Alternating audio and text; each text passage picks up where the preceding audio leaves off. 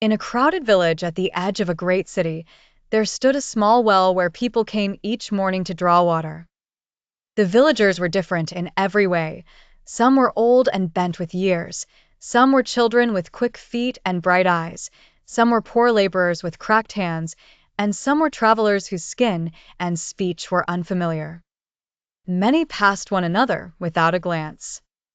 Near the well lived an elderly potter named Eliab. His studio was small, but his shelves were lined with cups, bowls, and jars of every shape. One day a boy laughed at a cracked cup on his table. "Why keep that broken thing?" he asked.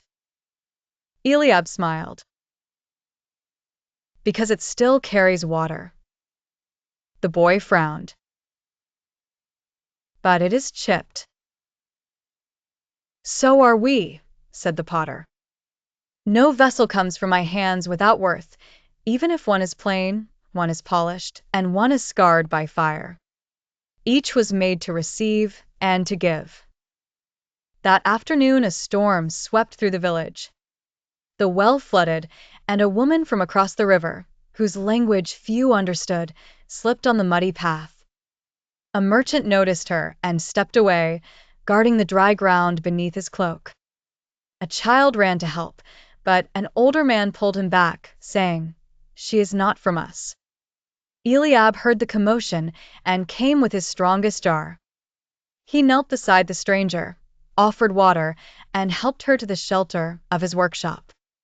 Though they spoke little of the same tongue, she placed a hand over her heart and bowed her head in gratitude. Then Eliab turned to the villagers gathered outside. When God formed Adam, he breathed into him his own breath. That breath was not for one nation alone, nor for the strong only, nor for the young only. Every person who bears the image of God is worthy of honor. The merchant looked down. The child looked up. The boy who had laughed at the cup quietly picked it up and set it beside the door, as if it had become precious to him. For many days after, the village changed. Children sat with the elderly and listened.